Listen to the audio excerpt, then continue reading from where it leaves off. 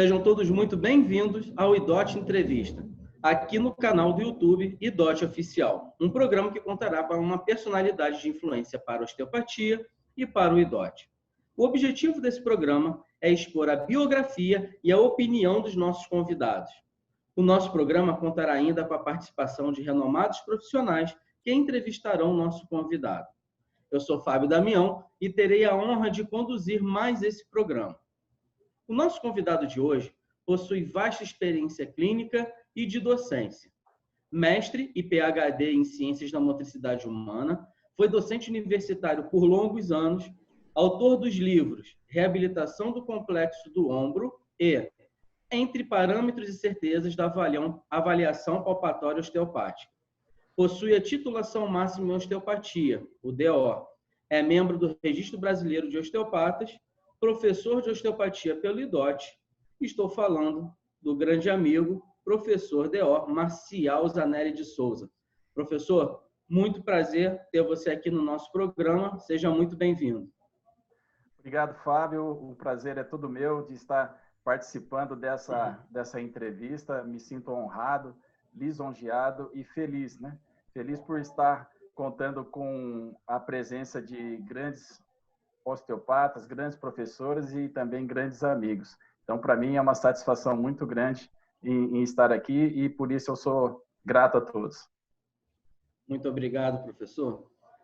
Contaremos ainda com a presença de grandes profissionais do IDOT, todos com formação completa em osteopatia, além de vasta experiência clínica. Eles serão os responsáveis por extrair o melhor do nosso convidado. São eles: Alcir Ramos Neto, coordenador do IDOT Recife e IDOT João Pessoa. Hermínio Gonçalves, professor CI do IDOT e coordenador do IDOT Internacional. William Paz, professor do IDOT. José Luiz Martinelli, também professor do IDOT. Sejam todos muito bem-vindos ao IDOT Entrevista. Professor Marcial, é um prazer, mais uma vez, falar com você. Essa oportunidade de entrevistá-lo junto com os meus amigos aqui nessa mesa. Seja muito bem-vindo mais uma vez e vou aproveitar para abrir esse primeiro bloco da nossa entrevista. Sempre que a gente tem a oportunidade de conversar, professor, invariavelmente nós falamos de humildade. Para você, o que é humildade? Qual o conceito de humildade na sua percepção? Eu estou vendo que a gente, quando conversa, a gente acaba criando condições que acabam se voltando contra a gente mesmo, né? Você vai me perguntar assim em rede nacional aí. Fábio, a humildade, para mim, ela é uma característica que talvez difira um pouco do conceito comum, né? Eu acho que a gente tem que diferenciar a humildade de subordinação, né? A pessoa humilde, para mim, é aquela que, se pegarmos a etimologia da palavra, humildade, né? Vem do grego humus, humility, e está muito relacionado com algo que se aproxima do chão, né? Do humus, da terra molhada, né? Que é o terreno fértil para que haja o florescimento. Então, para mim, humildade é quem está sempre aberto para florescer, no sentido figurado. Para mim, um humilde é aquela pessoa que está sempre aberto para aprender, independente de quem seja que esteja próximo. Você pode aprender com qualquer pessoa, e isso não depende de diplomas universitários. Então, para mim, o humilde é aquela pessoa que entende que estamos todos pisando no mesmo chão, né? Somos todos iguais perante ao chão que nós pisamos. O que pode diferenciar entre uma pessoa e outra são as oportunidades que cada um teve na vida. E aí, então, se você teve uma oportunidade e você aprendeu algo e eu não tive essa oportunidade, então você me interessa para que eu possa aprender com você, sempre. Isso é humildade, é ter a noção de que todos somos iguais e que todos temos algo para aprender e para ensinar, né? Então, não há divisão de classe social, etnia, titulações acadêmicas, não há. Todos pisamos no mesmo solo, todos somos iguais. Hoje pisamos o mesmo solo que já foi pisado por Jesus, que já foi pisado por Buda, que já foi pisado por Gandhi, já foi pisado por Einstein, e já foi pisado por pessoas, pelos anônimos. Ou seja, para mim, humilde é ser igual e não subordinado. A subordinação, ela pode dar uma impressão de humildade, mas, na verdade, é um aprisionamento, né? A pessoa, o subordinado, ele se acha humilde, mas muitas vezes ele não percebe que ele é um aprisionado agradecido. E isso não está longe de ser humilde. Ele está abaixo, ele não está igual. Ele não está nem acima nem igual, ele está abaixo, né? Então, para mim, humilde, Fábio, a humildade para mim é um critério fundamental para todos os terapeutas, porque nós aprendemos todos os dias. E você tem que estar com esse espírito para que você aprenda com o seu paciente, no seu consultório, com as suas leituras, com as suas experiências, com as suas trocas de ideias com colegas, trocas de ideias com todas as pessoas que possam te fornecer informações. Enquanto você estiver aberto e respeitoso para receber informações, você está sendo humilde. Perfeito, perfeito, professor. Muito obrigado pelo esse primeiro contato com a gente aqui. E vou convidar, a partir de agora, os nossos amigos, professores aqui do IDOT, para começar a sua série de perguntas. Então, eu quero começar com o professor José Luiz Martinelli. Professor, muito prazer ter a sua participação aqui no nosso programa. Seja muito bem-vindo e sua pergunta também para o professor Marcial Zanelli. Ok, muito obrigado, Fábio. Muito obrigado a todos aqui presentes. Muito obrigado, Bar. É uma grande satisfação poder estar participando desse bate-papo aqui e me sinto muito lisonjeado de poder ter sido escolhido para poder fazer parte dessa equipe sensacional aqui. A minha e a nossa admiração por você, ela sempre foi incondicional e a gente sempre teve você como um ícone, como uma referência, né? Desde o início. Acho que todo mundo aqui foi aluno seu, né? E então acho que você realmente é uma pessoa que passou muita coisa importante para nós e sempre ainda continua passando, né? Então, você falou da humildade, e o humilde também é aquele que ensina também, né, Bá? É aquele que também se abaixa para jogar o teu conhecimento para aqueles que querem absorver, né? Isso também, para mim, é um ato de humildade, e você faz isso com excelência. Parabéns, viu, pela pessoa que você é. Bem, eu queria começar aqui, Marcial, falando do início da sua carreira, né? Todos nós professores, né, nós temos assim um momento ímpar, né, quando a gente passou ali daquele período de formação da fisioterapia e passou em algum momento, por alguma forma, de alguma maneira, a conhecer a osteopatia, né? Então, eu acho que uma fala bastante comum de todo mundo, né, de todos nós professores, é assim, né? A osteopatia foi um divisor de águas na minha profissão, na minha vida, de uma forma geral. Então, eu gostaria que você falasse um pouquinho, Bah, como é que foi a sua transição, como é que foi isso para você? Acho que os alunos e toda a comunidade osteopática, eu gostaria de saber como é que foi essa transição na sua vida, como é que você deixou de ser fisioterapeuta e passou a ser osteopata, como que isso foi caminhando, como isso foi inserido na tua vida? Obrigado, Zé. Obrigado por você estar aqui com a gente. Para mim é uma satisfação muito grande. E sempre que nós nos encontramos, eu faço questão de você saber da minha admiração, do meu respeito por você. Obrigado. Zé, eu como a maioria de nós, né, nós tivemos uma formação como fisioterapeuta, né, e eu comecei a trabalhar com a fisioterapia, rapidamente já fui para a área traumato-ortopédica, né, e desportiva. E a partir do que eu vinha praticando com a osteopatia, com a fisioterapia, eu comecei a me sentir um pouco desconfortável com aquilo que eu estava fazendo. Eu estava sentindo que eu fazia pouco. porque eu entrava muito num determinado momento da reabilitação, né, que é recuperar o indivíduo já lesionado ou trabalhar com o indivíduo já doente. Então, eu achava que eu poderia fazer mais, eu queria fazer mais, eu queria entrar no processo um pouco antes de esse momento de reabilitação pura e simplesmente. Eu queria ver se eu entrava antes nisso, né? Queria entender um pouquinho mais da gênese das doenças, um pouquinho mais de como as doenças se formam, as lesões se formam, as predisposições, e isso a fisioterapia não conseguia me satisfazer. E um dia eu assisti numa palestra de um osteopata ao vivo, assim, não foi né, visto nada, foi uma aula, e eu fiquei muito impressionado quando ele fez uma manobra no tornozelo uma pessoa que ele chamou lá, né? E aí ele explicou uma mecânica e a pessoa mudou um padrão de marcha de imediato, assim, aquilo me impressionou muito, me impactou muito. E aquilo ficou na minha mente. Eu era universitário ainda. Passado um tempo, quando essa minha insatisfação ela se tornou crescente, surgiu na minha mente a imagem do osteopata, né? E em seguida eu recebi uma informação de um curso que ia abrir em São Paulo. Eu estava já em Piracicaba. E aí então eu me informei sobre esse curso e me inscrevi.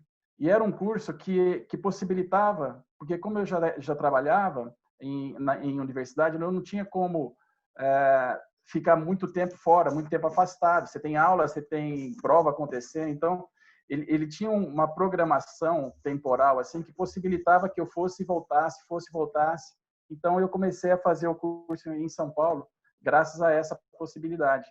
E a partir daí, quanto mais eu entendia, quanto mais eu entrava no universo osteopático, mais eu me identificava, né?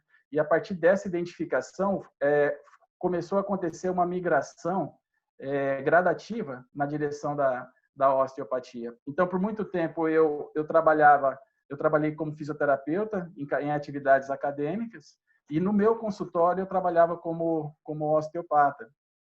E isso, com o tempo, foi criando um conflito muito grande dentro de mim, porque eu me pegava dando aula de coisas, de procedimentos que na prática eu não fazia mais. Isso para mim foi um pouco doloroso, porque eu não me sentia verdadeiro enquanto profissional. E essa insatisfação foi crescendo cada vez mais até eu chegar ao ponto em que eu falei, não, eu preciso decidir. E aí decidi plenamente em entrar na osteopatia. Eu me sentia fazendo o trabalho na fisioterapia, eu me sentia assim tomando o lugar de alguém que poderia estar ali fazendo muito melhor do que eu, porque eu já não estava tão dedicado mais à fisioterapia, já estava totalmente dedicado à osteopatia. E são coisas completamente diferentes, né? Então, com isso, ela não foi um divisor de águas pura e simplesmente assim, porque ela foi uma coisa gradativa, entendeu? Agora, o que eu diria é que foi muito mais do que um divisor de águas, porque, na verdade, isso contribuiu, a osteopatia contribuiu para a minha formação como pessoa, e não somente como profissional. Ela contribuiu muito na minha busca pela própria identidade como pessoa, identidade como profissional. A osteopatia, eu costumo dizer que eu tenho uma dívida de gratidão muito grande com a osteopatia, porque graças a ela eu consegui encontrar a minha identidade, não só como pessoa, como profissional. Isso leva muitos anos. Eu fui ler sobre isso. Os estudiosos do assunto dizem que pode levar de 40 a 50 anos para uma pessoa entender qual é a sua identidade, o que é que ela veio fazer aqui. Leva muitos anos. E a osteopatia, para mim, foi algo que possibilitou esse encontro, o encontro entre eu e aquilo que eu vim fazer. Então, essa foi um encontro que foi determinante para que eu desenvolvesse uma identidade. Então, hoje eu sou uma pessoa muito bem identificada com tudo isso. Então, na verdade, não foi só um divisor de águas profissional, foi um divisor de águas profissional e um encontro meu com a minha identidade. Então, hoje eu não sou outra coisa que não seja a osteopata. Então, graças a isso, eu consigo entender os meus processos, procuro ser uma pessoa melhor, procuro entender aquilo que eu estou fazendo, graças a essa filosofia da osteopatia, que fez com que eu pudesse me encontrar, né? Desenvolver a minha própria identidade, não só como profissional, mas como pessoa. Então foi mais ou menos assim, Zé. Não foi planejado, como as grandes coisas normalmente elas não são muito planejadas, né? Elas aconteceram naturalmente e graças a Deus ela rumou nessa direção. Muito bom, professor. Muito obrigado. Professor Zé Luiz pela pergunta, professor Marcial pelas suas considerações. E agora eu queria convidar o coordenador do IDOT Recife, João Pessoa, Alcir Ramos Neto. Alcir, muito obrigado pela sua presença, pela sua participação e a sua pergunta para o professor Marcial. Olá, Fábio. Olá a todos. Muito obrigado, Fábio.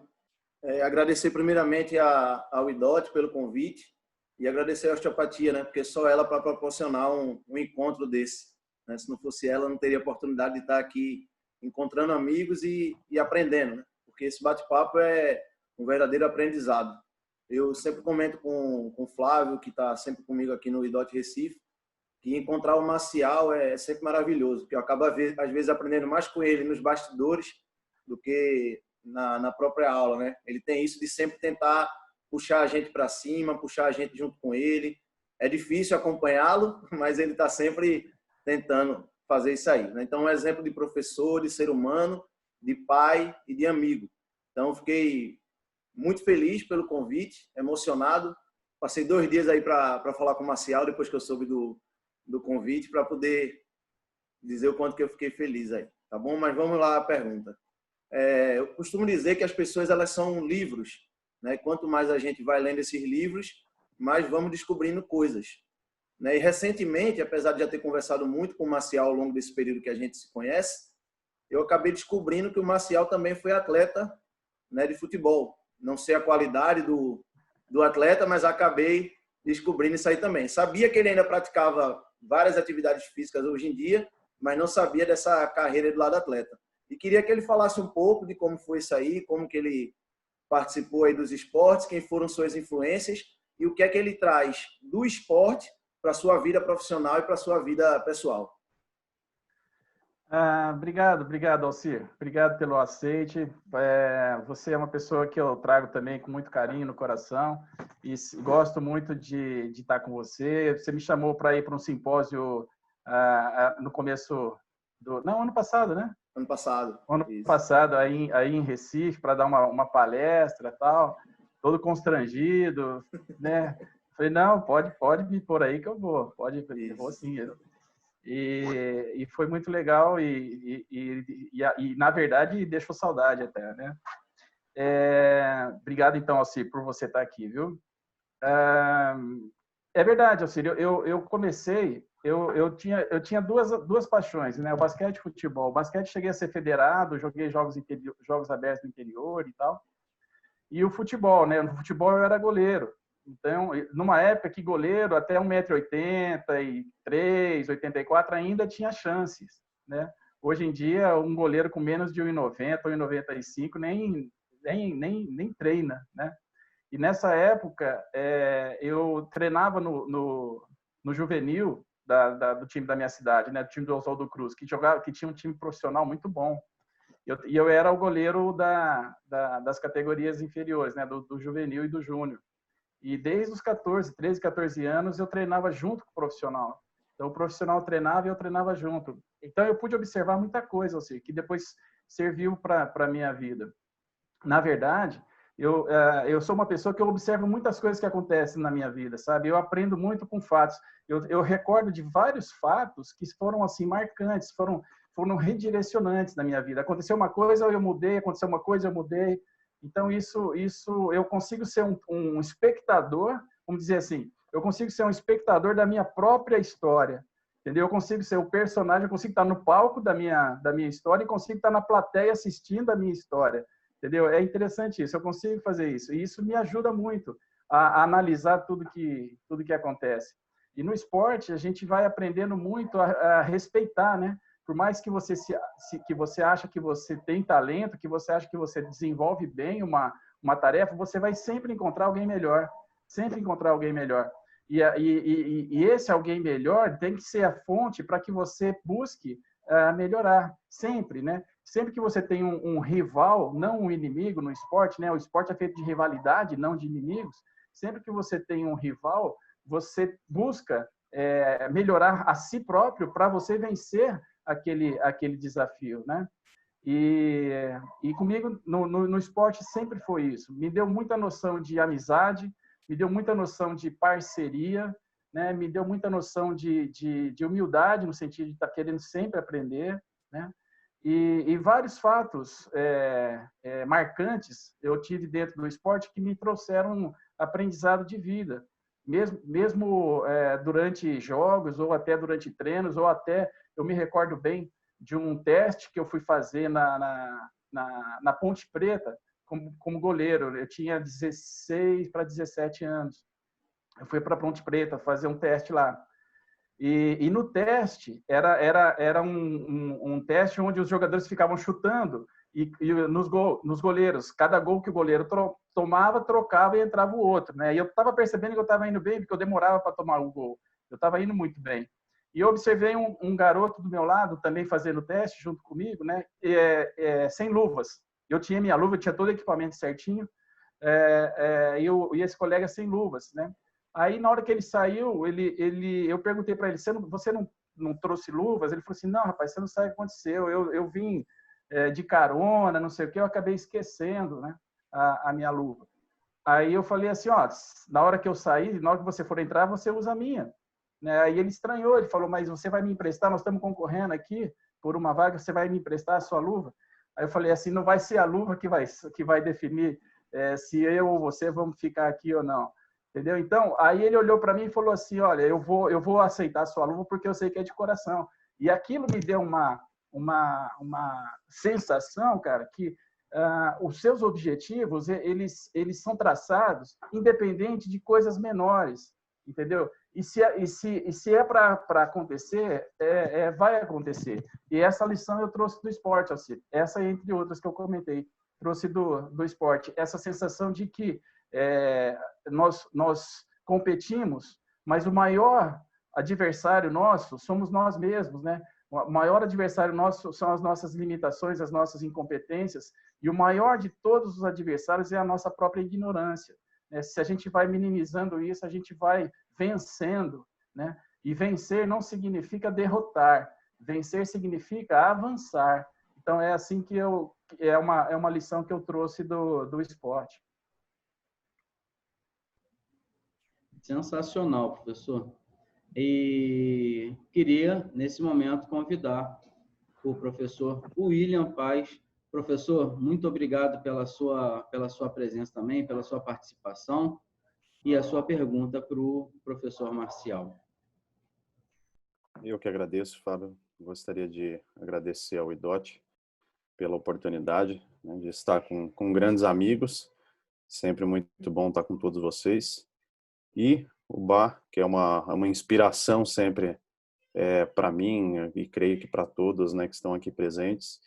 E em muitos momentos eu percebo, Bá, eu gostaria de fazer essa pergunta para você, me traz muita curiosidade, que você sempre fala com muito carinho de Piracicaba, né, da sua cidade, com muito entusiasmo. E eu queria saber um pouco de você, o que Piracicaba representa para você, o que representa na sua vida, o que representou aí na tua trajetória. William, obrigado, cara. Obrigado por você ter aceito o convite, obrigado por você estar aqui. Também você é uma pessoa que eu tenho um carinho, uma admiração muito grande. E todas as vezes que nós temos oportunidades de estar junto aí, a gente sempre conversa bastante, né? E na verdade, sempre é uma troca. Eu aprendo bastante com você também. Piracicaba entrou na minha vida, William, num momento muito difícil, cara. Eu estava trabalhando numa cidade vizinha aqui e estava muito descontente. Como fisioterapeuta, eu estava muito descontente, estava infeliz, tinha passado por problemas pessoais difíceis estava me sentindo muito desmotivado, estava prestes a mudar de ramo, fazer uma mudança de direção na minha vida. Eu estava muito desorientado, desbussolado total. E aí surgiu o concurso para docente em Piracicaba, na Unimep. E aí eu falei, vou tentar. Na época eu fazia uma especialização, eu fazia um lato sensu, e tinha que ter obrigatoriamente mestrado para concorrer. E quando abriu o edital, somente para mestres, não teve candidato mestres. Aí eles rebaixaram e falaram, não, pode se inscrever especialistas. Aí eu liguei lá e falei, olha, eu não sou especialista, estou fazendo uma especialização e queria me inscrever. E aceitaram a minha inscrição, cara. Quando aceitaram a minha inscrição, eu vim fazer o concurso. Era para dar uma aula de um tema divulgado 24 horas antes para uma banca de 7 professores. Então, 24 horas antes, eles divulgavam o tema e eu tinha que ir lá e dar uma aula. Tinham 7 candidatos para uma vaga. E eu fui, cara. Vim para Piracicaba, eu estava em São Paulo. Vim para Piracicaba e me hospedei no hotel. Montei a aula em transparência. Não sei se vocês pegaram isso. Transparência colocada em retroprojetor. Comprei um estojinho de canetinhas coloridas, umas transparências, ia escrevendo, desenhando, colocava em cima de livro, desenhava uma figura, colocava em cima do retroprojetor, e foi assim. E aí, no dia do concurso, eu fui lá, fiz o concurso, 2 dias depois eu recebi o telefonema que eu tinha sido aprovado. Com isso, eu vim para Piracicaba, e minha vida mudou completamente, porque eu sempre quis ser professor. Eu sempre tive um desejo, uma inspiração, um direcionamento mesmo para ser professor. E ali mudou completamente a minha vida, porque eu estava dentro de uma universidade, estava numa cidade que é muito bonita, estava numa cidade que me acolheu, uma universidade que me acolheu, entendeu? Então, hoje, a universidade, eu fico muito triste de ver que ela teve uma queda muito grande em todos os aspectos, assim. Eu não estou mais lá, mas sempre que eu passo na frente dela, eu olho para ela e desejo boas.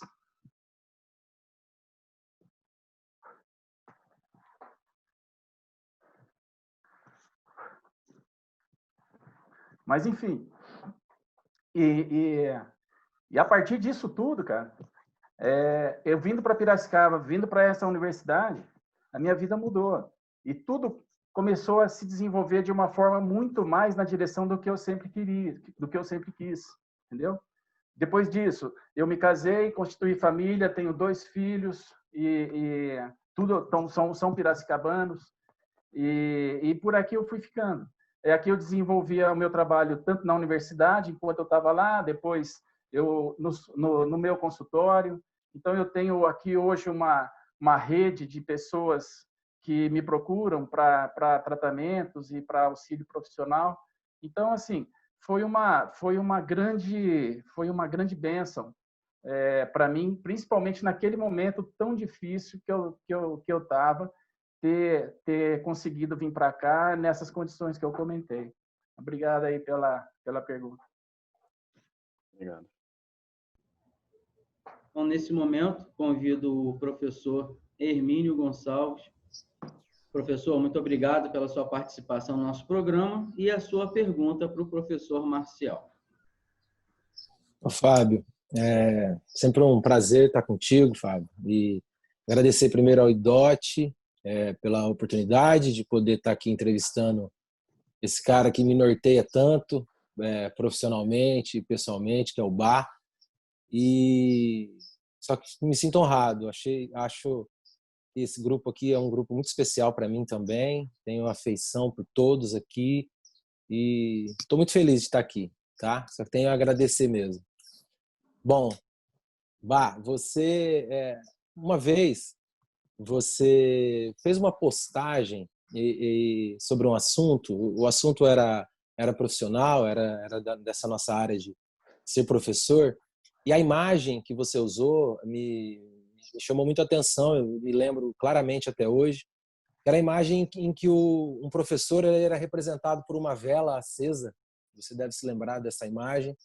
E os alunos se aproximando também como outras velas, e esse professor, esse professor, ele se curvava para poder passar a chama, né, que estava nessa vela acesa como professor para os outros alunos, né? Isso para mim tem uma representação muito importante, né, do que essa passagem de informação. Você já nessa mesma entrevista, isso eu já tinha percebido.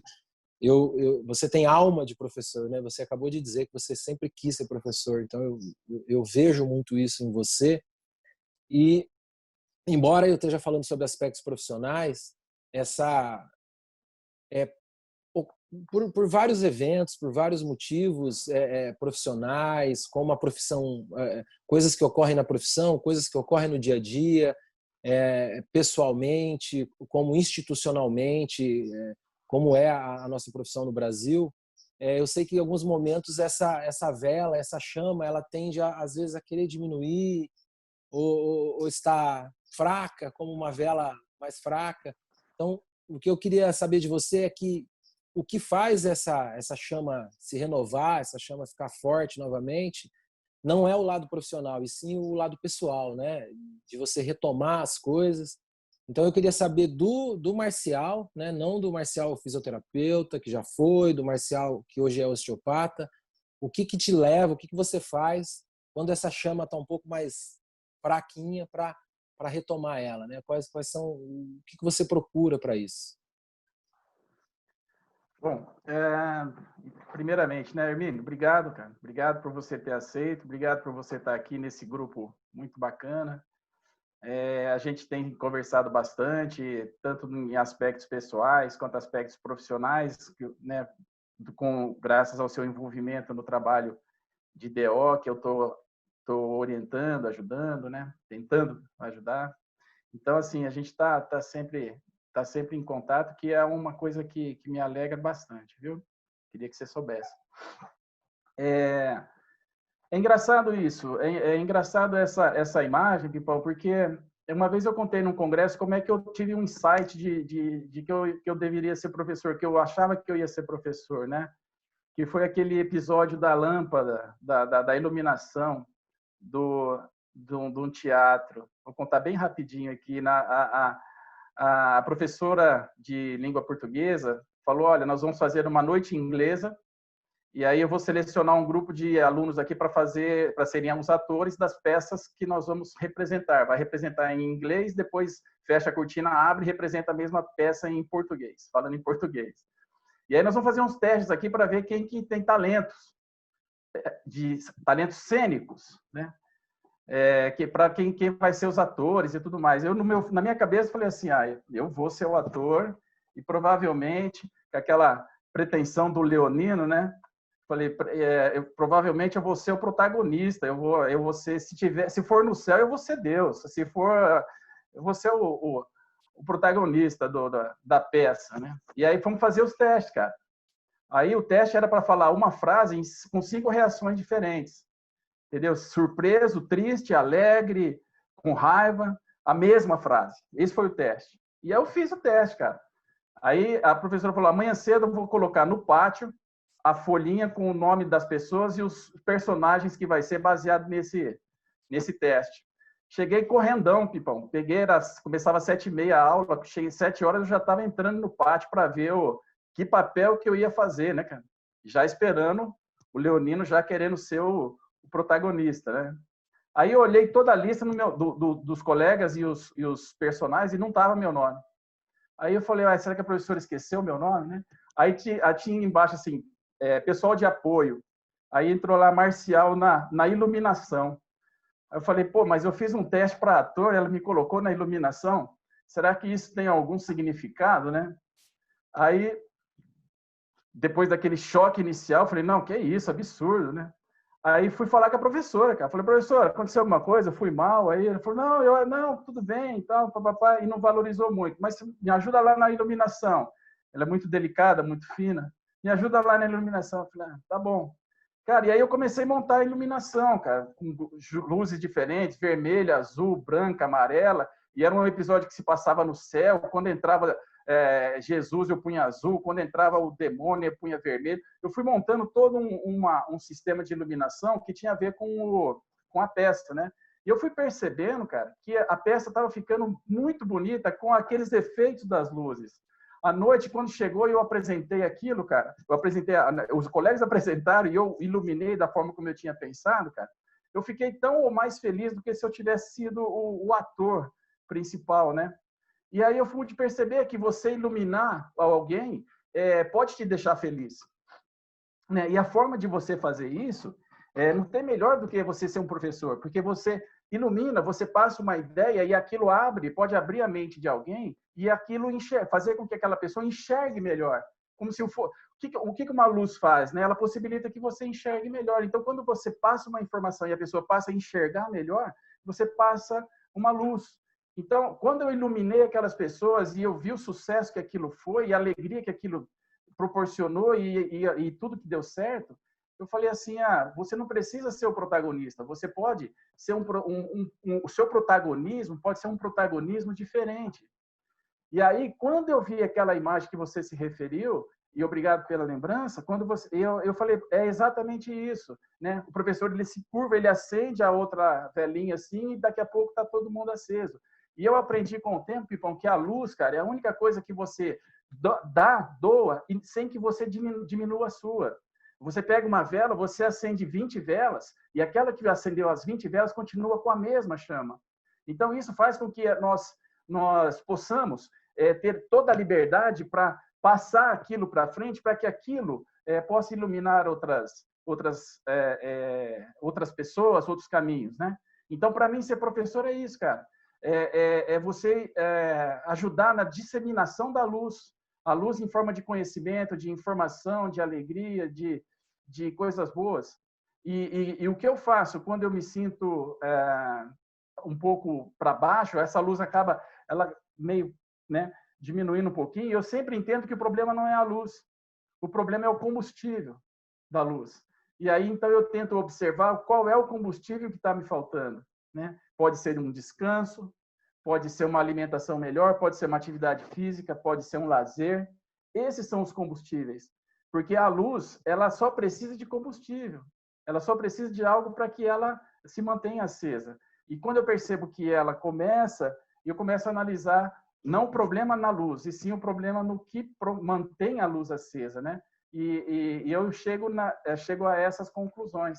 E aí eu tento enxergar de onde vem a falha que está fazendo com que a minha luz comece a ficar um pouco mais fraquinha, e aí tento atuar sobre esses aspectos. Lazer, descanso, alimentação, leituras, estudo, né? Isso abastece a gente. Isso nos mantém vivos. E às vezes, Pipa, você também sabe disso, e provavelmente isso também acontece com você, às vezes uma recarga para a sua luz, ela vem em forma de uma mensagem de alguém, de um telefonema de alguém, de uma frase que você leu, entendeu? Às vezes eu recebo mensagens do nada, professor, li o seu livro, estou adorando, mudou a minha forma de ver. Isso é um tremendo combustível. A minha luz, ela aumenta na hora, porque com isso eu percebo que eu consigo renovar as minhas energias. Então, algumas coisas são controláveis, eu tento analisar e melhorar, e outras elas são espontâneas. São coisas que a sincronicidade, Deus, o destino, seja qual for a crença de quem estiver ouvindo a gente, faça a pessoa acreditar. Mas acontece alguma coisa, uma mensagem, uma palavra, uma música me recorda um momento e eu me reenergizo,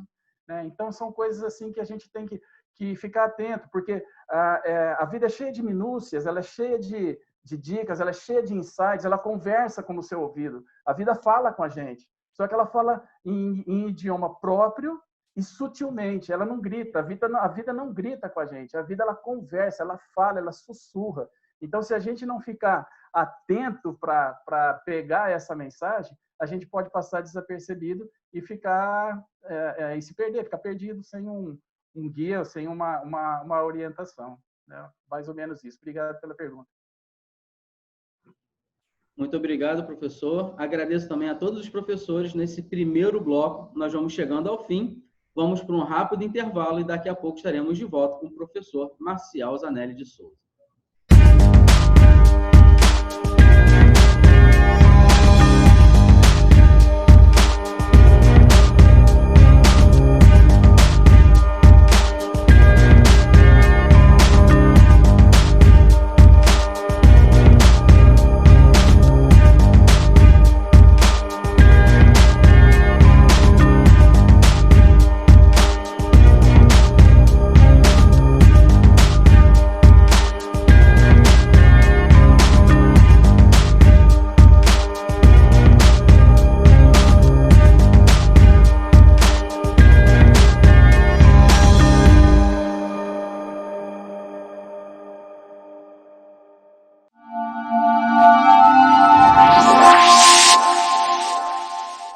O IDOT Entrevista está de volta para mais uma série de perguntas para o professor D.O.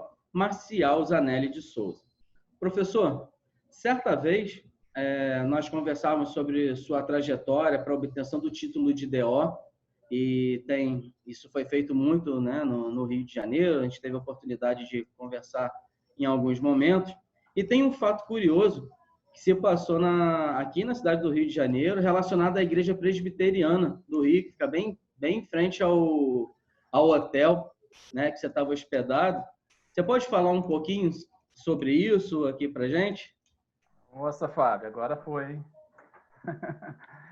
Então, como eu comentei no primeiro bloco, né, ao longo da minha vida, ao longo da minha trajetória, assim, sempre aconteceram coisas que alguns falam assim, é coincidência, aí coincidência não existe, é mensagem, enfim, eu não fico tentando encontrar a resposta do que é, eu me concentro no que foi, entendeu?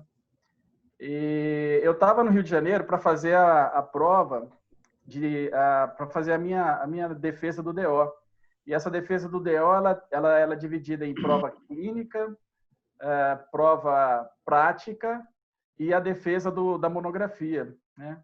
Então, eu cheguei no Rio na segunda de manhã, fiz um estágio lá no ambulatório do IBO. Aí, na terça, eu fiz a prova clínica de manhã e à tarde eu fiz o atendimento em situação real, observado por 2 DOs internacionais. E na quarta, era a defesa da monografia. E de terça para quarta-feira, Fábio, eu estava muito assim, eu estava muito abalado mesmo com tudo, estava muito preocupado, estava tenso, estava nervoso, estava temeroso, eu estava muito inseguro, eu estava oprimido, muito oprimido, angustiado com tudo isso. E eu estava num hotel aí no centro da cidade, você conhece, o professor Hermínio também deve conhecer, no centro da cidade, um hotel de uma rede conhecida, que de frente, atravessando a rua, tem uma catedral lindíssima, belíssima, se não me engano é presbiteriana. E a beleza da catedral me chamou a atenção, e eu estava nesse momento, assim, era um final de tarde, na terça, eu tinha feito a prova e ia fazer a defesa da monografia no dia seguinte. E aí a beleza da catedral me chamou a atenção, eu falei, eu vou entrar, né? E entrei nessa catedral. E aconteceu uma coisa interessante, cara. Eu entrei, lá na frente eu vi uma pessoa cantando com um violão e um grupo de pessoas próximas a ele. Eu entendi que aquilo era um grupo de oração, que as pessoas se encontraram ali. Eu fiquei lá eu entrei, sentei na primeira e tinha Bíblias espalhadas nos bancos, assim, pequenas Bíblias. Aí eu sentei, peguei uma Bíblia dessa da mão e pensei uma coisa. Falei assim, eu vou ler, vou abrir aleatoriamente e vou ler a primeira parte que tiver na minha mão direita aqui, eu vou ler, né? E eu fiz isso, cara. Eu fiz isso. Eu abri a Bíblia e olhei, caiu numa parte específica, eu olhei ali o capítulo e li aquele capítulo, né? Quando eu fechei, eu comecei a pensar sobre isso. Nesse momento, cara, o pregador que estava lá reunido com o pessoal, com aquele grupo de pessoas lá na frente, ele parou de cantar, abriu a Bíblia e falou assim: agora nós vamos ler um trecho da Bíblia aqui para fazermos uma reflexão. Cara, ele abriu exatamente o trecho que eu tinha lido. Ele abriu exatamente o mesmo trecho e leu para aquelas pessoas que estavam ali. Eu fiquei arrepiado. Eu falei assim, que coincidência, né? Eu fiquei arrepiado. E aí, então, ele começou a fazer uma reflexão junto com aquelas pessoas que estavam lá na frente. Então, esse fato, Fábio, eu acho que é uma coisa assim muito pessoal, não sei se interessa muito eu contar isso, mas assim, foi uma coisa muito marcante, porque o trecho da Bíblia que eu li ali fala exatamente da vocação dos discípulos. Ele fala sobre isso. E em seguida o pregador começou a ler o mesmo trecho o mesmo capítulo e os mesmos versículos, os 3 ou 4 versículos que compunham esse capítulo, e falava sobre a vocação dos discípulos. Então, tudo que eu li ali estava muito relacionado com o momento que eu estava vivendo. E aquilo, Pimpão, aquilo foi uma recarga na minha luz, entendeu? E de uma forma que carregou e carregou até hoje. Era esse fato aí, Fábio. Acho que eu comentei com você, mas eu acho que eu nunca tinha contado, né?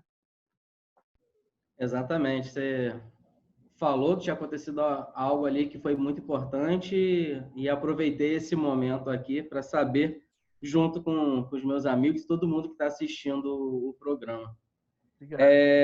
Muito obrigado. E queria aproveitar, já que você citou aí algumas vezes o professor Hermínio, queria convidar o professor Hermínio para essa primeira pergunta do segundo bloco aqui. Oba, história maravilhosa. Muito bom. Boa, muito bom, Fábio. Eu quero ir um dia nessa igreja com você e com o Fábio aí no Rio. Aí. Vocês me levam lá. Vamos sim. Bom, a minha pergunta é, levando mais para o lado profissional, hoje em dia, primeiro a fisioterapia, ela vive uma onda, é um termo que se usa, que é a fisioterapia baseada em evidências, e a osteopatia também, isso permeia ela também, embora seja algo bastante importante, esse aspecto de estudo científico, a gente mesmo está fazendo um estudo juntos, a comprovação, só que eu percebo também um exagero sobre essas evidências, esse termo evidência, às vezes o não levar em consideração as evidências clínicas, e sim os papéis. Recentemente a gente viu aí um escândalo de uma grande revista científica, que foi a submissão de um trabalho relacionado ao Covid, e depois esse trabalho foi retirado. Ou seja, eu queria que você desse para mim a sua opinião sobre como você tem visto isso, essa batalha de somente críticas de que isso é baseado em evidência ou não. Queria que você discursasse, não tem uma pergunta pronta disso, mas eu queria ouvir sua opinião sobre isso, Bar. É verdade. Bom, a gente tem que entender uma coisa num âmbito um pouco maior, né? A osteopatia, diferente de outras áreas, outras profissões da saúde, ela se desenvolveu muito mais no campo clínico do que no campo acadêmico, né? Tanto é que hoje, até então, ao longo da vida, para você encontrar os maiores osteopatas do mundo, você não deveria procurar dentro das universidades. Você tem que procurar nas calçadas, né? Nos consultórios, na rua. É ali que você vai encontrar os melhores do mundo. Por quê? Porque eles foram forjados dentro de experiências clínicas, né? E nem tanto acadêmica. Tanto é que Still, quando propôs e criou a osteopatia, foi a partir de um rompimento do modelo predominante da época, né? Do modelo médico-científico predominante da época. Então, a partir disso, ela teve um desenvolvimento muito baseado nas experiências clínicas, né? E isso fez com que houvesse uma lacuna entre o que é o conhecimento científico produzido dentro das universidades e o que é os saberes clínicos. Existiu uma lacuna, né? E isso fez com que a osteopatia tivesse um atraso para entrar no mundo acadêmico, entendeu? Mas foi assim, isso não é criticável, isso não é nada, foi como é, ou melhor, foi como foi. Isso não implica em dizer se foi bom, se foi ruim, foi como foi. Então, as universidades, hoje as faculdades, né, nos países em que a osteopatia é regulamentada, elas se veem obrigadas a fazerem pesquisas científicas para que as seguradoras paguem o tratamento osteopático, porque a seguradora vai pagar se o assegurado dela estiver fazendo um tratamento que tem fundamento científico, senão ela não paga. Isso fez com que as universidades corressem, né, de osteopatia, corressem para produzirem trabalhos. E aí começam também, isso também tem um lado que não é muito bom, porque começam a produzir trabalhos que não são de boa qualidade. Eu aprendi muito cedo que uma evidência científica, ela é baseada num tripé, que é estudos clínicos controlados e aleatorizados. Esse é um tripé. O segundo tripé é a experiência clínica do pesquisador.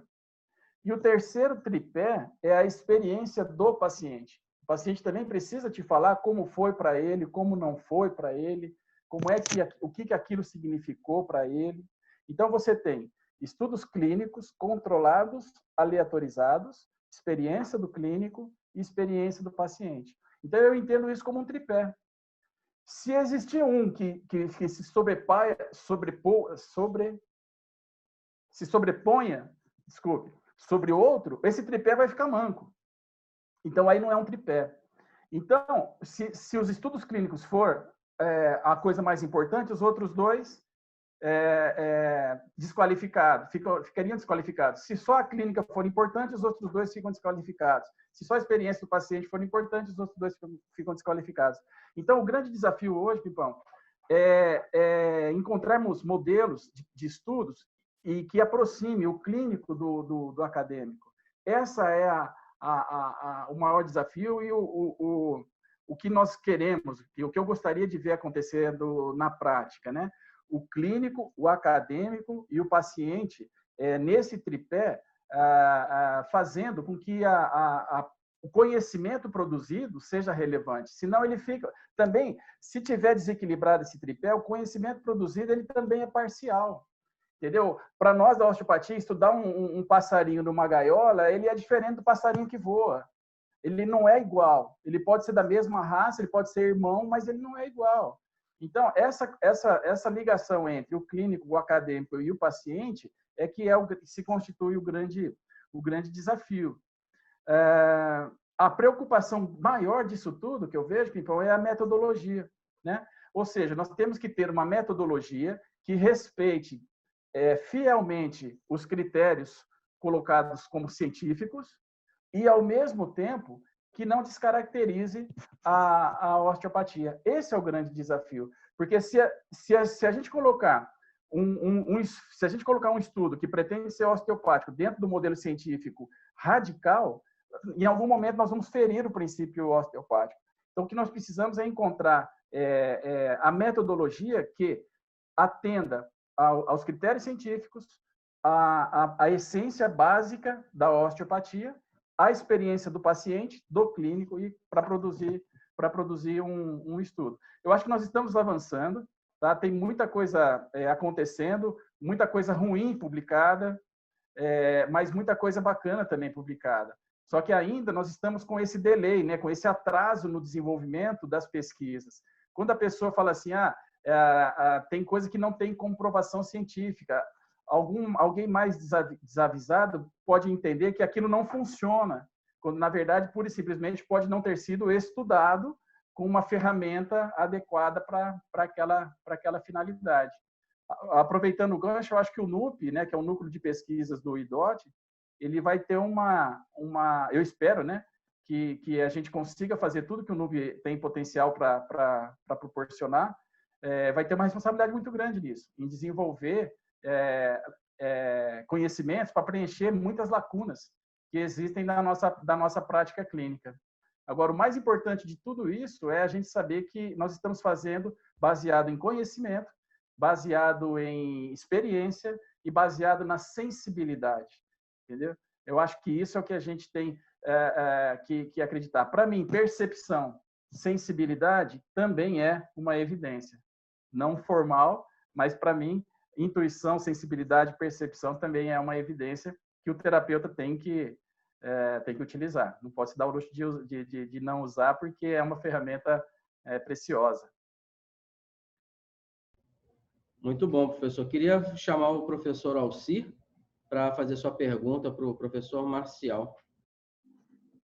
Bom, aproveitando o gancho aí da pergunta do Hermínio, né, uma vez, há um tempo atrás, bastante tempo eu acho até, eu escutei do professor Hermínio que uma das pessoas que ele tira o chapéu na vida dele são os pesquisadores, né, que pesquisar é uma tarefa puxada, digamos assim, né?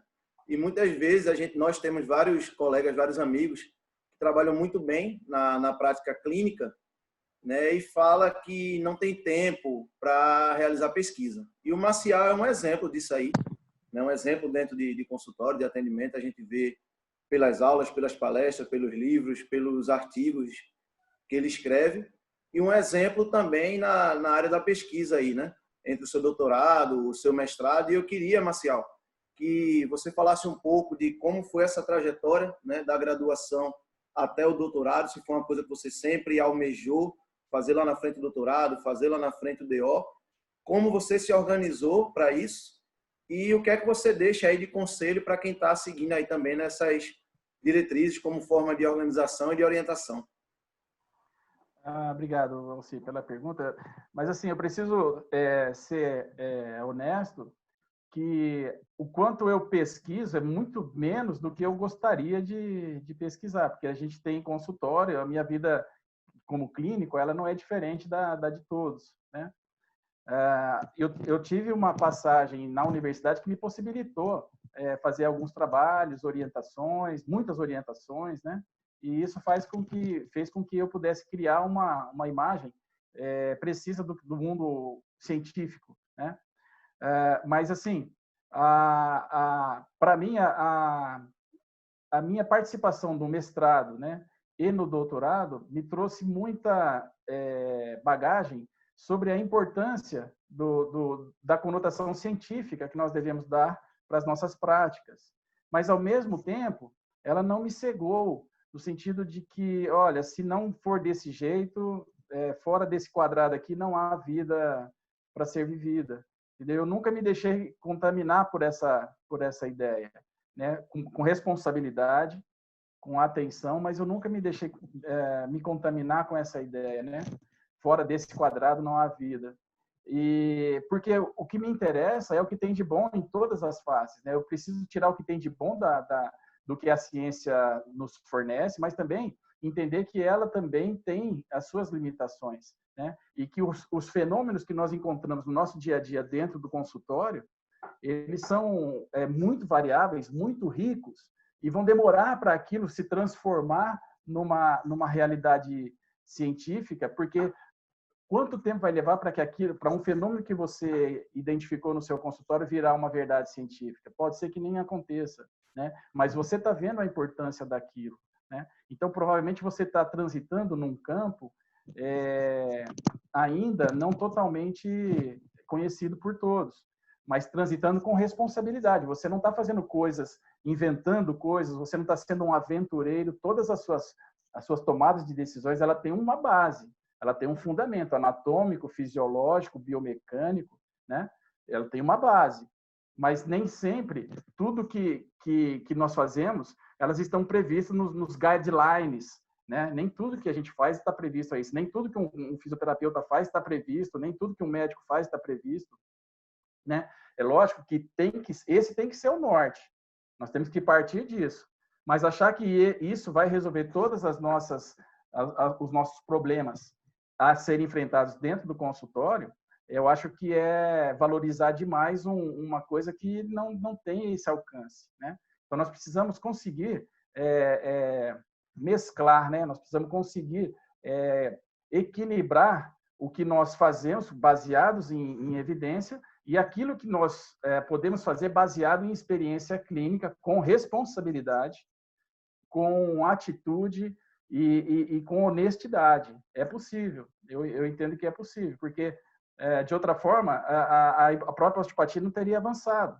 Porque se ela foi baseada em conhecimentos clínicos e passado de geração para geração, né, se o cara só fizesse aquilo que estava escrito, ele talvez não fizesse nada ou quase nada, porque o conhecimento estava sendo formado. O conhecimento ele não é só produzido dentro dos laboratórios, o conhecimento também é produzido dentro dos consultórios. O que a gente precisa fazer, ou seja, é pegar aquilo que está acontecendo dentro dos consultórios e colocar no modelo científico, para ver se aquilo, de fato, faz uma ressonância científica, entendeu? Isso seria interessante. Por isso que a Clínica Escola com o NUP é um pedaço do céu na terra, para a minha maneira de ver, cientificamente falando. Porque a gente tem laboratório, tem consultórios, tem pessoal especializado para isso, então a gente vai poder produzir muita coisa ali. Mas, assim, foi muito importante para mim o mestrado e o doutorado, porque me deu uma noção de como que um raciocínio científico funciona e a importância dele. E que, para mim, ele é super importante, ele é fundamental, mas ele não pode ser algo que me cega. A ciência ela tem que responder, ou talvez ela tem que perguntar muito mais do que responder. Porque, na verdade, o número de perguntas vão ser sempre maiores do que as respostas que estão disponíveis pela ciência. Sempre. Essa eu acho que é a mensagem final. O número de perguntas vai ser sempre maior do que as respostas que estão disponíveis e publicadas. Então, a gente tem que fazer alguma coisa. Os nossos pacientes as pessoas precisam de ajuda. Então, vamos ajudá-la quando nós estivermos dentro de situações que já foram previstas cientificamente e aquelas que não foram ainda, nós vamos utilizar de percepção, de conhecimento, de experiência clínica e de sensibilidade, né? Com responsabilidade, sem ser uma aventura, mas com muita responsabilidade. Eu acho que essa é a questão principal. Muito bom. E, na sequência, queria chamar o professor José Luiz Martinelli para sua pergunta para o professor Marcial. Marcial, aproveitando aí esse assunto, né, da questão acadêmica, científica e a questão prática, né? Desde as primeiras aulas que eu tive com você, mesmo antes da formação do curso de osteopatia, você já era uma pessoa que nas aulas referenciava a ciência e trazia trabalho científico sobre os assuntos que você abordava. Você sempre queria ter esse cunho científico com você, né? E compartilho com você essa dificuldade de nós sermos, ao mesmo tempo, clínicos e sermos cientistas ao mesmo tempo, né? Como eu também estou dentro da área acadêmica, eu tenho uma obrigação, né, de estar envolvida com esse universo científico. Porém, hoje ainda eu me sinto muito mais clínico do que científico, né? Por uma questão pessoal mesmo. E mais uma vez, nesse sentido, você se posta aí como uma referência para nós, porque você faz as duas coisas de forma brilhante, eu não tenho dúvida disso. E, fora todos os seus artigos científicos que você já publicou e tal, você já deixou para nós grandes obras literárias que são os seus livros, né? Eu me lembro que o primeiro deles a gente usava lá no estágio prático para atender os pacientes lá na fisioterapia. Quando chegava os pacientes de ombro lá, a gente já usava o seu livro como uma referência para tratar os pacientes, né? E depois você vem trazendo outras obras já com uma intenção maior de falar especificamente da osteopatia, embora quem lê o seu livro Reabilitação do Complexo Articular do Ombro, hoje a gente entende que você tem grande influência da própria osteopatia, mesmo escrevendo para fisioterapeutas, e é um livro bem amplo, né? Bom, onde eu quero chegar é que, assim, né? Escrever um trabalho científico é uma coisa, escrever um livro, acredito que seja outra, né, Bá? Então, eu gostaria que você falasse sobre essas suas obras literárias, seus livros, e eles são de extrema importância para nós. Quais foram, assim, as suas ideias, né? Como que foi o desenvolver dessas obras? Quais foram as inspirações, né, para que você executasse obras literárias diferentes como essa, Bá? Zé, obrigado pela pergunta. Assim, o primeiro livro, né, que foi do Ombro, ele foi publicado em 2001, né? Se não me engano, é isso mesmo, 2001. 2001. E na ocasião, cara, ninguém falava de ombro, tá? Ali na fisioterapia, né? Pouco se falava de ombro. Se falava muito de joelho, os pós-operatórios de cruzada anterior estavam em alta, e aí os protocolos simples, protocolos avançados, joelho, aí disfunção fêmuro-patelar, aí tendinite da pata de ganso, plica sinovial, tudo era joelho, né? E eu dava aula na universidade metodista de membro superior. Então, veja, o meu dilema já começava aí também, né? Professor, o senhor vai vir dar aula de membro superior. Eu já ficava incomodado com aquilo, né? Porque, mas eu não vou dar aula de alguém que tenha problema no membro superior. Não, vai ser de membro superior. Então, aí, eu incomodado que eu estava, eu comecei a pensar, falei, não, eu preciso escrever alguma coisa que as pessoas entendam que tratar o membro superior, ou tratar o ombro especificamente, implica em tratar alguém, tratar uma pessoa. Tanto é que a gente, no livro, a gente fala das patologias principais do ombro, mas a abordagem terapêutica, ela expande um pouco para a coluna, pelo menos, né? E sem entrar em outras coisas de víscera e tal, porque na época já também não dava. Então, esse foi a minha motivação, de contar algo com a qual eu não gostava, não concordava, né? Sempre que a gente se sente incomodado com alguma coisa, é a força, é a bateria para que a gente faça alguma coisa para mudar, né? A gente sempre parte de um desconforto, de um incômodo. Por isso que a zona de conforto ela é perigosa, né? Porque ela te deixa estacionado. Então, eu tinha esse desconforto e aí, então, nasceu o livro de ombro. O livro de osteopatia, o livro palpatório, né, também partiu de um desconforto, porque eu entendo que o osteopata, uma das características principais que o diferencia é a sua capacidade palpatória. E eu percebo que esse fundamento, eu vou chamar de fundamento, o fundamento da palpação, ele não é tão valorizado como deveria ser. E a palpação, ela é a interface da comunicação entre o paciente e o terapeuta, entre os tecidos e o terapeuta. Então, a palpação, ela tem que ser uma coisa muito mais valorizada. E aí, então, eu incomodado com isso, mais uma vez, me tirou da zona de conforto nesse aspecto, né? E me fez, então, escrever o livro de palpação para tentar chamar atenção para esse aspecto, né? Da importância da palpação. E eu entendo que esses dois momentos, eles nasceram de desconfortos, entre vários que eu tive, que não viraram livros, mas esses dois viraram livros. E eu me orgulho muito de ter feito isso, orgulho no sentido de satisfação pessoal, não no sentido arrogante e prepotente. Eu me orgulho no sentido de falar assim, poxa, eu consegui colocar no papel. Porque quem tem a veia de professor, como eu acho que eu tenho, quer contar para os outros, quer contar, cara. Às vezes os meninos brincam comigo, a gente senta para tomar um chopinho com o Marcial, a gente aprende de coisa. Mas, às vezes, eu mesmo me policio, às vezes estou tomando chopinho, eu falo, será que eu não estou falando demais? Porque, na verdade, eu tenho vontade de contar, eu tenho vontade se eu sei um negócio, eu tenho vontade de te contar. Eu falei, Zé, precisa, ter uma coisa assim, assim, assim. Aconteceu isso em São José dos Campos, a gente no intervalo de aula lá, eu vi você ensinando uma técnica, eu falei, Zé, eu sei uma outra jeito de fazer isso. Aí deitamos uma pessoa lá e fizemos no intervalo. Lembra disso, Zé? Então, na verdade, eu tenho essa inquietação de contar coisas que eu sei para os outros. E os 2 livros foram uma forma de conseguir fazer um pouco disso, né?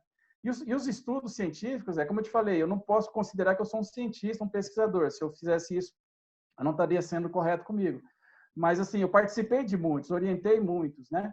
E é uma outra história, né? Parte de uma dúvida, de um questionamento técnico e também com interesse de contar para os outros também, né? Nem tanto para que aquilo seja uma construção pessoal. Tem muito cientista que pratica uma ciência para si próprio. E eu gosto daquela ciência que faz chegar na pessoa, faz chegar em quem precisa. Então, essas foram as minhas motivações. É querer contar para os outros alguma coisa que eu sei, que talvez eu ache que o outro ainda não sabe, eu fico inquieto, com vontade de contar. Essa é a minha bateria principal que me levou para esses trabalhos aí.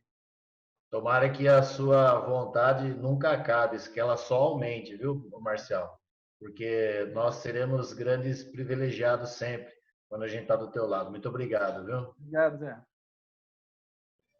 Muito bom.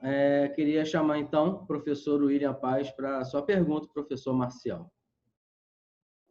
Bom, para eu fazer a pergunta, eu vou precisar voltar um pouquinho, né, para falar sobre algo que me inspirou e que para mim foi um grande marco, né, quando eu escutei o Marcial. Isso já faz, né, alguns anos, né, uns bons anos, e eu lembro que era um período onde muitos profissionais eles faziam muitos cursos, né, as pessoas procuravam muitas ferramentas, muitas técnicas, e às vezes eu olhava e falava, rapaz, eu acho que eu estou ficando para trás, porque tem tantas pessoas fazendo tantas coisas, né, para agregar conhecimento em alguns aspectos. E uma vez eu estava ali próximo e eu escutei o Marcial falar assim, a osteopatia tem tanta coisa para oferecer, né? A filosofia osteopática, ela tem inúmeras possibilidades, né? Para que a gente possa ajudar as pessoas, né? Dentro da visão de saúde e doença. E a partir dali, aquilo me despertou, né? Me despertou muito e eu comecei a aprofundar mais os estudos, né?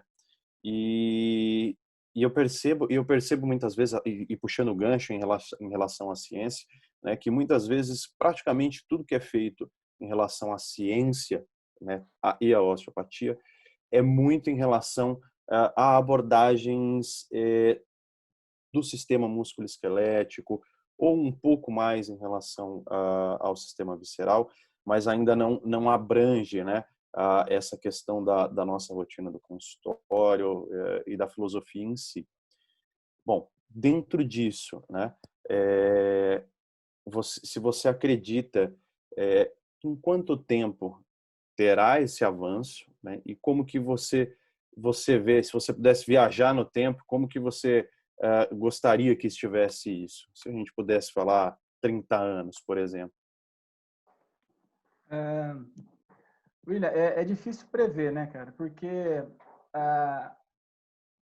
vai depender muito dos osteopatas, né? Vai depender muito da gente. E também de termos as condições favoráveis para isso, né? Não é em qualquer lugar que a gente tem um NUP. Não é qualquer universidade que abre as portas para que você vá fazer um mestrado e estude uma coisa que você queira estudar. O orientador que está lá vai chegar e falar assim, não, aqui eu estudo catecolamina. Se você tiver que fazer um mestrado comigo, você vai ter que fazer um trabalho de catecolamina. Não, mas eu queria fazer uma outra coisa do crânio, enfim. E aí, então, você meio que se molda, muitas vezes, àquilo. Então, isso é um fator que acontece. Não em todos os lugares, felizmente. Felizmente, tem trabalhos saindo de escolas, né, com orientadores que não trabalham muito com aquilo, mas que toparam fazer a orientação. Então, depende muito de que as pessoas procurem essa forma de estudar, né? Essa forma de contribuir com a profissão, contribuir com um corpo de conhecimento, né? Agora, uma coisa que dá para fazer mais simples e que a gente não faz, isso é uma autocrítica, é documentar o que a gente faz de maneira correta no consultório. Se você criar uma maneira correta de documentação dos dados de cada paciente que você faz, utilize questionários daquele problema, questionário de qualidade de vida, mensure, registre.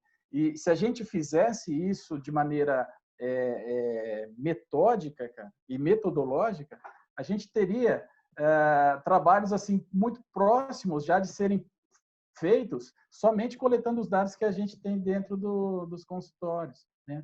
Mas aí a pessoa fala, não, mas eu atendo 10, eu atendo 20, atendo 18, não tenho tempo de ficar fazendo isso, ficar fazendo aquilo.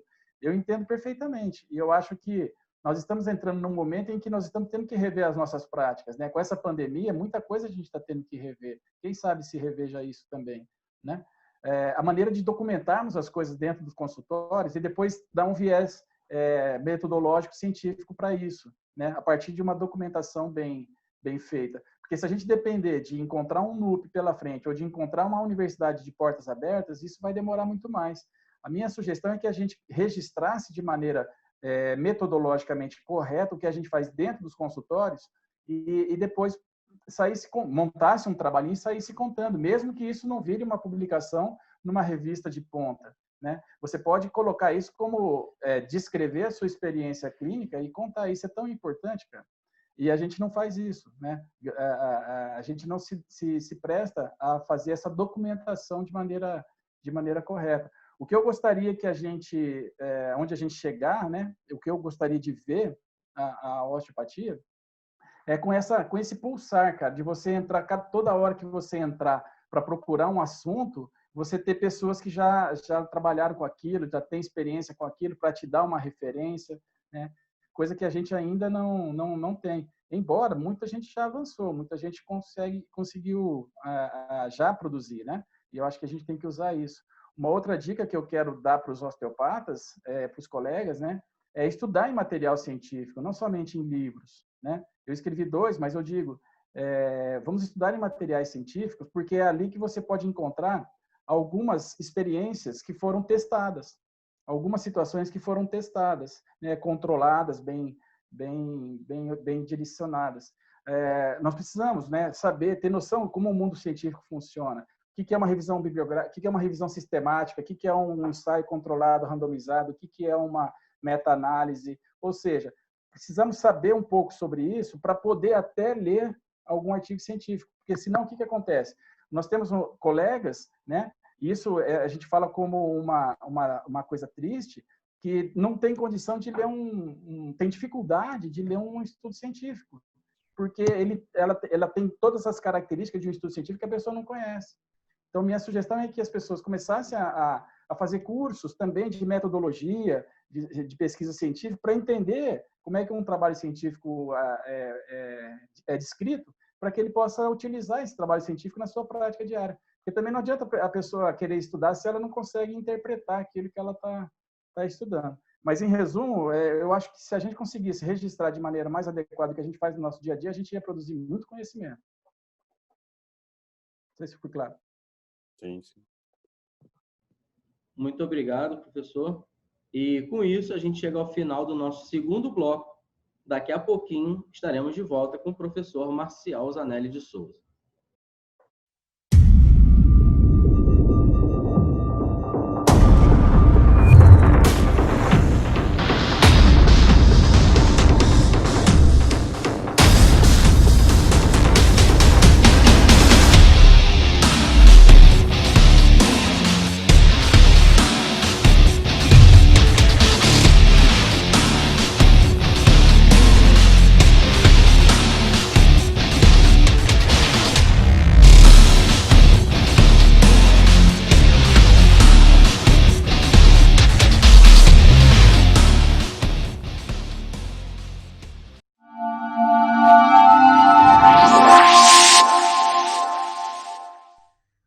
O IDOT Entrevista está de volta para o terceiro bloco da entrevista com o professor Marcial Zanelli de Souza.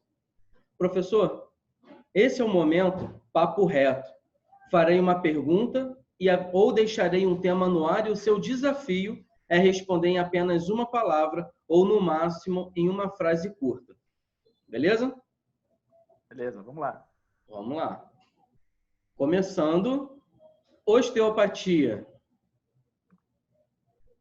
Identidade. Ser professor.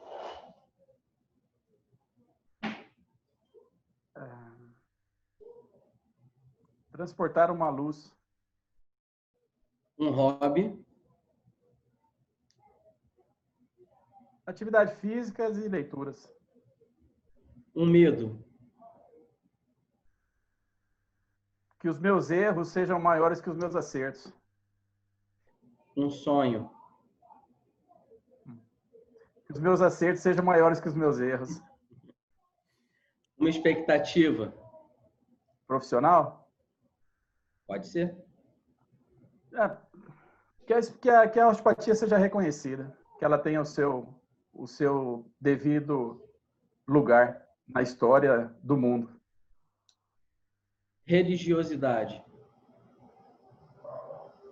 Essência. Uma curiosidade.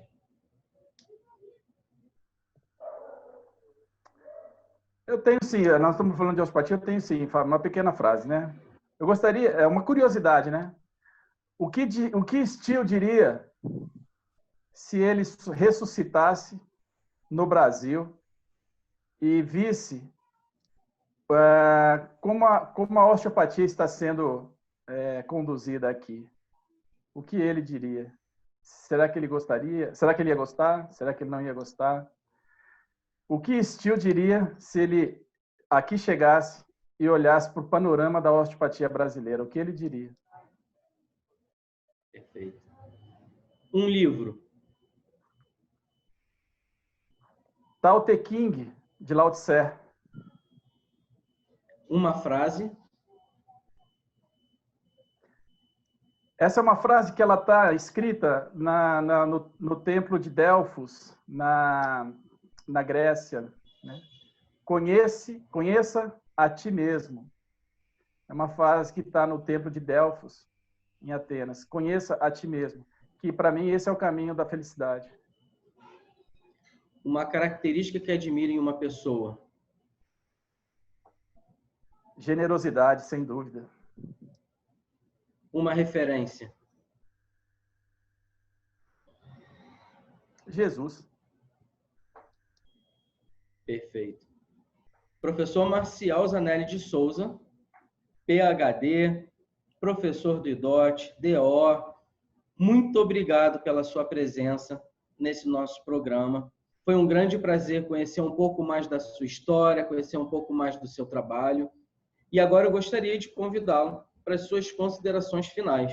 Muito obrigado mesmo, foi uma aula. Como o próprio amigo Alcir falou, a gente aprende muito mais nesses momentos do que dentro de sala de aula, não desmerecendo a importância da sala de aula, obviamente, mas isso aqui é o conhecimento de vida. Então, muito obrigado por isso e por mais que a gente já tenha escutado algumas das histórias que você mencionou aqui hoje, da sua passagem pela toda essa trajetória, hoje nós somos pessoas diferentes, escutando a mesma coisa que nos trazem significados diferentes. Então, eu fico muito agradecido de poder ter participado desse momento aqui e várias reflexões vão ser feitas a partir desse nosso encontro. Muito obrigado, professor. Fábio, eu que agradeço. E ao IDOT, ao staff, quero nomear a Suza, o Xande, o Rafa, obrigado sempre. Aos professores aqui presentes, né? Hermínio, Alcir, William, Zé Luiz, a você, Fábio. E as minhas considerações é dizer um pouquinho de cada um aí. Eu disse que a característica que eu admiro nas pessoas é a generosidade. Para mim, eu estou diante de 5 pessoas muito generosas. Né? Eu já estive no Rio e já vi pessoas que, conversando comigo, longe de você, Fábio, falando de você, falando o quanto você ajuda. Eu vi um rapaz que morava numa comunidade e fazendo o curso graças à sua ajuda. Isso é de uma generosidade. 2 pessoas, na verdade, não foi nenhuma, 2. Massoterapeuta também. Então, você é uma pessoa muito generosa. O Alcir, a gente vê lá o quanto o Flávio gosta dele, cara. Gosta dele, da família dele, o quanto o Alcir pode estar participando e ajudando na família, na vida dele e de outras pessoas que eu vi lá. Também é uma pessoa muito generosa. O William, todas as vezes que eu precisei de uma informação, me recorri ao William, e até quando eu estava com a intenção de ir para São Paulo, ele, falando do consultório, se disponibilizou para que pudesse, para me ajudar. Uma pessoa generosa. O professor Hermínio, também, no congresso em Santa Fé, me pegou, me levou para dentro do seio da vida dele, que é dentro da casa da família dele. Sentei na mesa com a mãe dele serviu um almoço para a gente, uma generosidade enorme. E a gente vê o quanto ele trata, como ele trata as pessoas. Também é uma pessoa muito generosa. O professor Zé Luiz, eu fui dar uma aula em São José dos Campos, o professor Zé Luiz estava lá com um colega, que ele levou, um aluno, que ele levou junto com ele para assistir a aula dele. Já abriu, me contou que abriu a clínica dele, esse colega atendeu, estudou e trabalhou junto com o Zé Luiz, graças a essa generosidade dele. Então, assim, eu estou diante de pessoas muito generosas e é por isso que eu estou especialmente feliz de ter estado aqui hoje e na presença de vocês. Então, é uma alegria e eu me sinto honrado, na verdade, né? Por ser merecedor desse momento de questionamento que vocês apresentaram para mim. Então, eu tenho uma filosofia que, assim, tudo que acontece na vida da gente são construções de memórias. E eu acho que hoje, dentro da minha, eu construí muita memória nesse dia, que vai continuar comigo por bastante tempo. Então, agradecer e desejar muita saúde, muita paz e muita parceria ainda entre nós. Fiquem com Deus. Muito obrigado mesmo, professor. Um momento de grande aprendizado para todos nós, com certeza. E queria agradecer igualmente a presença de todos os outros professores que aqui estão compondo essa entrevista. E gostaria de convidá-los também para as suas considerações finais. Professor José Luiz Martinelli, muito obrigado pela sua participação, pela sua presença, disponibilizar o seu tempo. As suas considerações finais, por favor. Muito obrigado, Fábio. Gente, é uma mistura de sentimentos aqui muito grande. Eu vi o Marcial aí, ver ele emocionado, né, falando da gente, é uma coisa assim que nos deixa muito feliz e a gente tem a certeza de que a gente precisa realmente ter pessoas como ele, como vocês do nosso lado, né? Eu acho que o professor Marcial, ele é uma pessoa que Deus precisa dar para ele muita saúde. Deus precisa dar para ele muita luz para que ele continue realmente sendo essa pessoa sensacional que ele é, esse ser humano exemplar, né? Pai de família, uma pessoa que precisa continuar no meio de nós, né? Então, humildemente aqui eu peço muita saúde para você, Marcelo. Você, assim como todos que estão aqui nesse debate aqui, nessa conversa, nesse bate-papo, muitos outros colegas que não estão aqui também, mas que fazem parte do nosso grupo de amigos, né? São pessoas que estão nas minhas orações sempre, tá? E através dos seus conhecimentos, Marcial, com certeza, em muitos momentos da minha vida, eles foram transformadores, tá?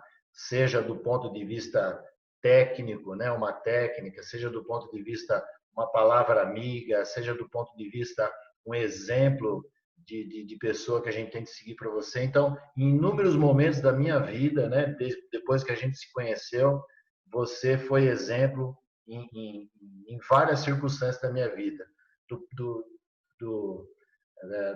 da forma assim até de lembrar, puxa vida, o Marcial nessa situação aqui ele faria dessa forma aqui e tal.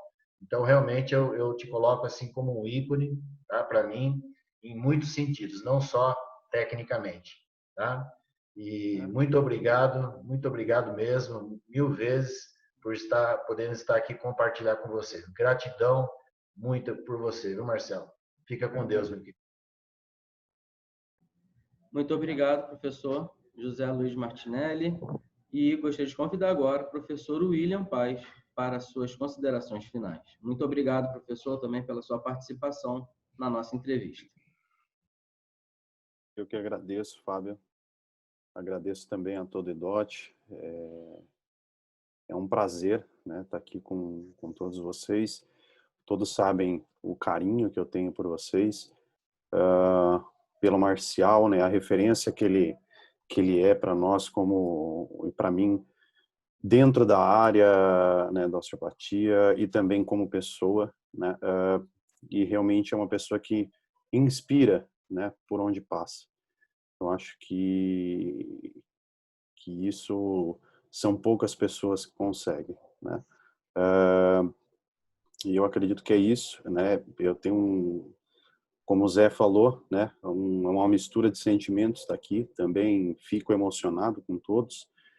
E é uma alegria estar aqui nesse momento e espero que a gente possa, né, ter um bate-papo num outro momento, em breve, né? Pessoalmente, presencialmente. Obrigado, Marcial, mais uma vez. Obrigado, Igor. Muito obrigado, professor. Queria convidar agora o professor Alcir Ramos Neto. Muito obrigado, Alcir, pela participação, pelo seu tempo também. Suas considerações finais. Eu que agradeço, Fábio. É uma pena fazer as considerações finais, né? Porque o desejo que a gente tem é que não acabe, né? Mas o sentimento bom que fica é que a gente tem certeza que quando a gente se encontrar em breve, vão ter muito mais outros aprendizados e histórias aí para a gente trocar e aprender cada vez mais. Né? Reforçar o que eu falei lá no começo, encontrar com o Marcial agora nesse formato aí de vídeo é sempre um aprendizado imensurável. Né? Nos bastidores a gente sempre acaba aprendendo muito mais com ele e com esses colegas que estão aqui hoje nessa entrevista que virou um bate-papo. Né? Eu não posso desejar a ele nem foco, nem determinação, nem humildade, porque isso aí já é o que o Marcial é.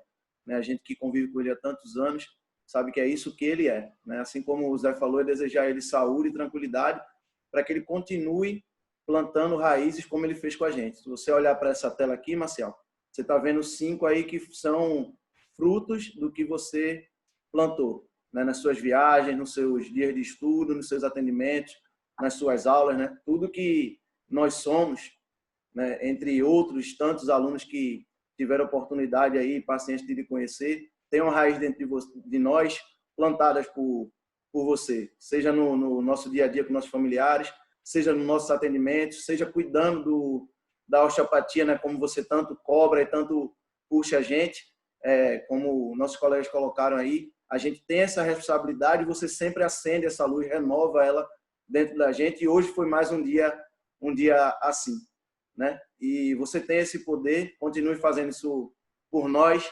Nós temos mais para dar e cada vez que a gente recebe uma palavra de incentivo, cada vez que a gente está junto com você, isso aí se renova. E eu desejo que isso continue durante um bom tempo. Conte sempre com a gente. Tá? Você tem várias obras lindas que deixa aí para a osteopatia, vão vir outras, mas a maior obra é essa que você faz no dia a dia, que é plantar sementes aí como plantou em cada um de nós aqui. Tá bom? Um beijão grande. Obrigado, Alcir. Beijo no Joãozinho. Muito bom, obrigado, Alcir. E agora, professor Hermínio Gonçalves, muito obrigado, professor, pela sua participação. Agradeço imensamente seu tempo e as suas considerações finais, professor Marcial. Ô, Fábio, quem agradece sou eu, né? A gente passou aí uma manhã entre amigos, nesse momento que a gente vive um pouco distante dos amigos, né? Mais com a família. E, bom, eu vou tentar... Um tempo atrás, a gente estava em São Paulo, num curso, e a Viviane tirou uma foto que estava eu, você e o Maurício, o professor Maurício Filoso. A gente estava sentado assim, esperando o curso de IDOT Internacional começar. Aí eu lembro que eu postei essa foto e um resumo bom que eu escrevi nessa foto, uma frase que todo mundo conhece, que eu não sei de quem é essa frase, que fala ande com os maus e você será um deles, né? E ande com os bons e você vai conseguir ser um deles. Então aquela foto representa muito para mim e é isso que eu faço. Toda oportunidade que eu tenho de estar com você, de receber a luz que você passa, né? Eu busco isso o tempo todo. Queria agradecer por você ser meu amigo, por nossas conversas. A gente conversa bastante e eu aprendo muito sobre a vida, sobre como ser uma pessoa melhor com você. Sei das travessias que você tem que fazer por isso. A palavra que me vem muito é obrigado pela sinceridade da sua amizade. Quando você tem que falar coisas, você diz de um modo muito gentil. Você tem essa capacidade também. Então, o que eu queria te dizer é que tenha força, continue assim. E como você é um grande frasista, que eu gosto, só árvore que dá fruto bom que recebe pedrada, meu amigo. A árvore que não dá fruto bom não leva pedrada, não.